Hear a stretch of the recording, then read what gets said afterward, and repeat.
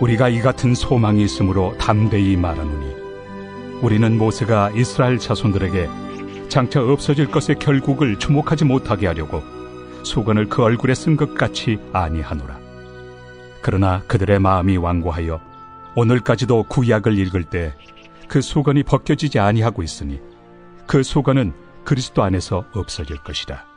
오늘까지 모세의 글을 읽을 때 수건이 그 마음을 덮었도다. 그러나 언제든지 주께로 돌아가면 그 수건이 벗겨지리라. 주는 영이시니 주의 영이 계신 곳에는 자유가 있느니라. 우리가 다 수건을 벗은 얼굴로 거울을 보는 것 같이 주의 영광을 보며 그와 같은 형상으로 변화하여 영광에서 영광에 이르니 곧 주의 영으로 말미암음이니라.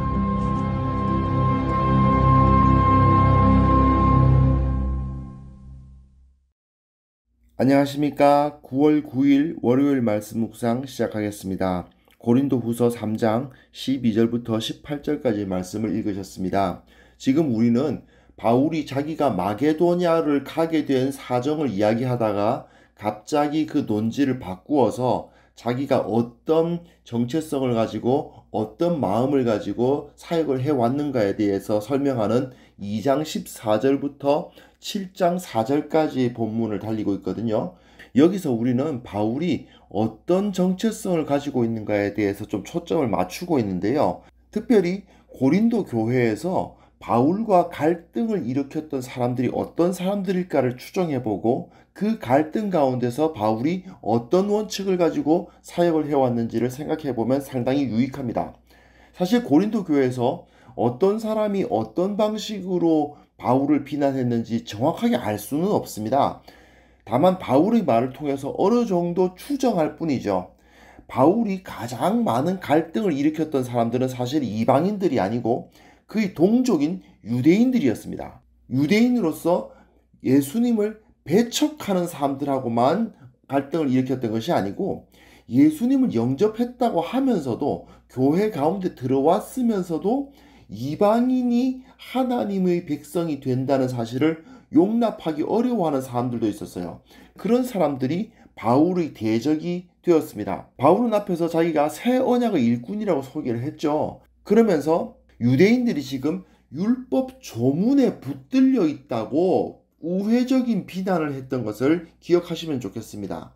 오늘 본문에서는 그 논조가 계속되면서 예수 그리스도의 복음, 새 언약이 옛 언약, 그 모세의 율법과 어떤 관계를 가지고 있는가를 다루면서 그 가운데 바울이 자기 사역을 어떤 마음으로 어떤 확신을 가지고 어떤 방법으로 진행해 나가고 있었는지를 알게 됩니다. 12절부터 15절까지 읽어보시면요. 모세가 하나님을 만나고 그 얼굴에서 광채가 나니까 거기서 수건을 썼던 사건, 그것을 언급하고 있는데요.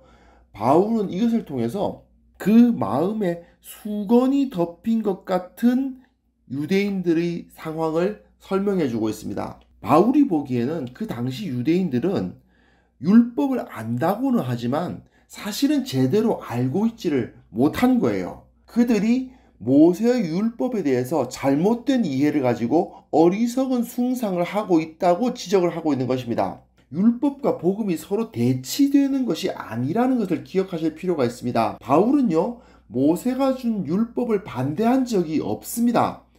다만 문제는 뭐냐면 그 율법을 읽을 때에 그 마음에 수건이 덮인 것 같은 어리석음으로 잘못 이해하는 문제에 대해서 지적할 뿐이에요.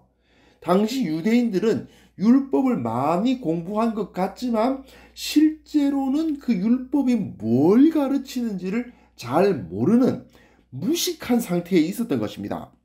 모세가 수건을 얼굴에 쓴 이유는 뭐냐 하면 이스라엘이 하나님의 영광을 주목하지 않고 도리어 모세의 얼굴을 보고 하나님이 아니라 모세를 숭배할까봐 그 수건을 썼다라고 해석을 해요.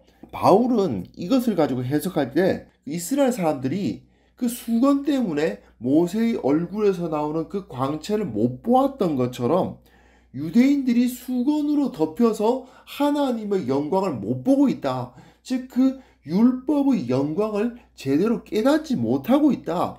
율법은 그 문자적인 의식들을 지키라고 무엇은 먹고 뭐는 먹지 말고 뭐는 입고 뭐는 입지 말고 하는 그것을 가르치기 위해서 이스라엘에게 주어진 것이 아니라 하나님께서 자유롭게 하는 그 진리를 알게 하기 위해서 주어진 것인데, 이 사람들은 마치 그 수건이 마음에 덮여 있는 사람들처럼 깨닫지 못한다는 거예요. 그런데 바울은 어떤 사람이냐? 자기는 이러한 유대인들에게 모세처럼 하지 않는다라고 주장합니다. 모세처럼 한다는 말은 모세가 잘못했다는 뜻이 아니라 모세가 당시에 그 수건을 쓴 것처럼 모호하게 가르치는 것이 아니라는 거죠. 그는 말씀을 명백하게 드러내는 사람으로서 사역합니다. 왜냐? 새 언약에 의해서, 예수 그리스도의 십자가에 의해서 진리가 명백하게 드러났기 때문에 자기는 새 언약의 일꾼으로서 말씀을 혼잡하게 하지 않고 수건을 얼굴에 쓰지 않고 말씀을 전하고 있다. 즉 사람들로 하여금 말씀을 깨닫게 하는 사람이다. 나는 저 사람들에게 말씀을 명백하게 가르치는 사역을 하고 있다라는 정체성을 갖고 있는 거죠.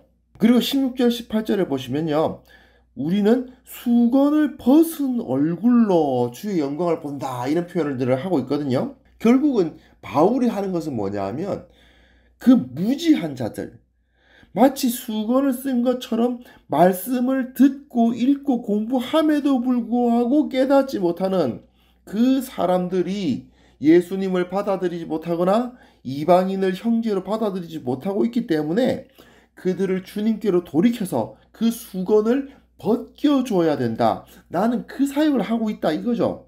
즉 율법의 그 조문들이 아니라 영이신 주님을 바라보게 해서 진정한 자유를 얻게 하는 사역을 감당한다는 것입니다. 이것은 요한복음에서 예수님께서 하신 진리가 너희를 자유케 하리라 하는 말씀을 떠올리게 하는 내용이기도 해요. 바울은 이 수건을 벗은 얼굴로 주의 영광을 보아서 영광에서 영광으로 이른다, 이런 표현을 쓰는데요. 이것은 주의 영으로 가능하다고 되어 있습니다. 주의 영이라는 것은 성령을 의미하는 것이지만 예수님께서 가지고 있었던 그 마음, 예수님의 생각, 예수님의 능력, 이런 것을 한꺼번에 모두 통칭하는 것이거든요. 주님처럼 생각하고 주님처럼 행동하는 그러한 모습을 의미합니다. 그걸 통해서 하나님의 진정한 가르침, 진정한 진리를 알게 되는 거죠. 우리가 예수님과 같이 생각하고 예수님과 같이 말하고 예수님과 같이 행동할 수 있도록 하시기 위해서 성령 하나님이 우리 가운데 계신 거거든요. 그래서 바울은 참된 사역자, 참된 그리스도인의 모델이라고 할 수 있습니다. 바울은 원래 지식인이었죠. 지식인으로서 예수 그리스도의 가르침을 따라서 율법을 이해했고 그 이해한 대로 가르치는 사역을 계속했습니다. 그는 어느 곳에 가든지 어떤 환경에서도 하나님의 말씀을 전하는데 최선을 다했죠. 주로 유대인들이 회당을 찾아가서 구약 성경을 강해함으로써 예수님이 참 그리스도이심을 논증했죠. 아덴에 갔을 때에는 이방인들에게 직접 나아가서 이제 철학이나 그들의 문학을 사용해서 하나님을 논증하기도 했지만 주 타겟은 자기 동족 유대인들을 향해서 율법이 예수 그리스도를 하나님의 아들이라고 선포하고 있다 하는 그 사실을 계속해서 논증했고, 그 사역을 통해서 유대인들이 아니라 오히려 이방인들을 얻는 그러한 역사들이 일어났습니다. 중요한 건 그가 자기가 전하는 진리에 대해서 확신하고 있었다는 거예요. 그는 구약 성경의 정통한 학자였습니다. 그리고 구약 성경을 가지고 예수님을 논증할 수 있는 확고한 지식을 갖고 있었죠.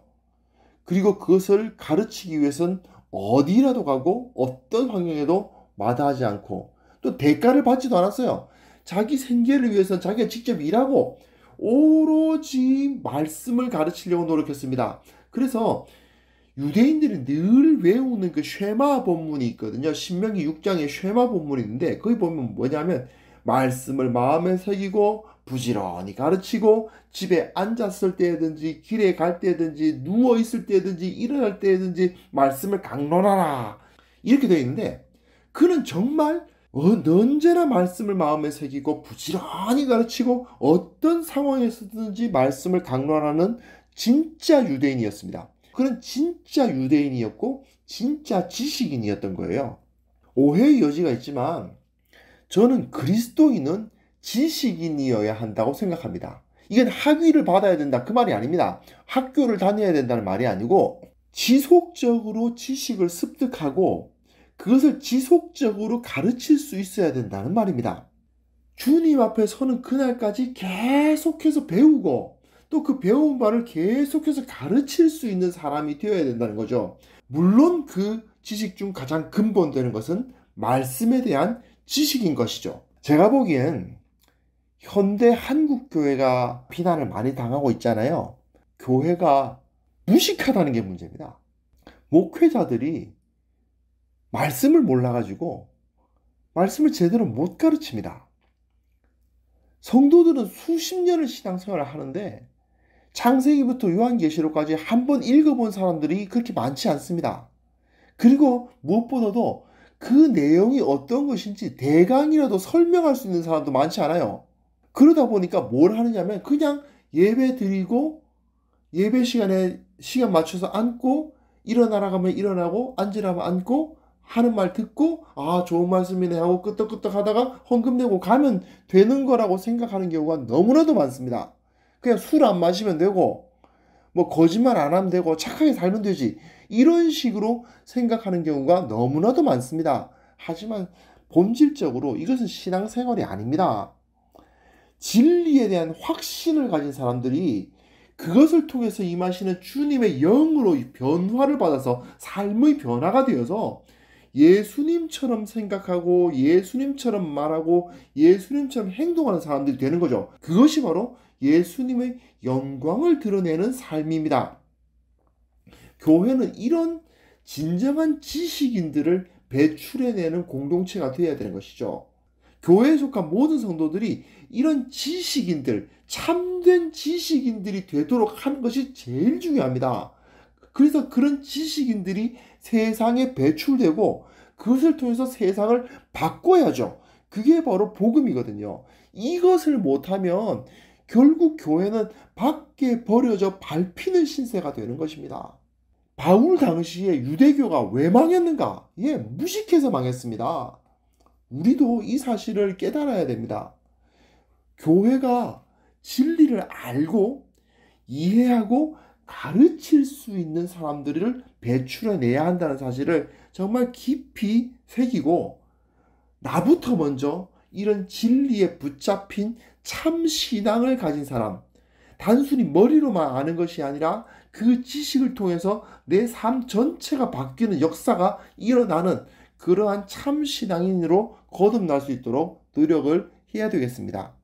하나님 아버지, 주님께서 우리를 붙들어 주시사 참된 지식인, 참된 말씀의 지식을 가진 사람들로 우리를 거듭나게 하여 주옵소서. 그것을 통해서 세상을 변화시키고 하나님의 나라를 이 땅 가운데 세우고 이 교회에 속한 각 사람들이 예수 닮은 자들로서 예수님처럼 말하고 예수님처럼 행동하는 그러한 역사들을 통해서 이 세상을 하나님의 나라로 바꾸어 나가는 일들을 감당할 수 있도록 도와주옵소서. 예수님의 이름으로 기도합니다.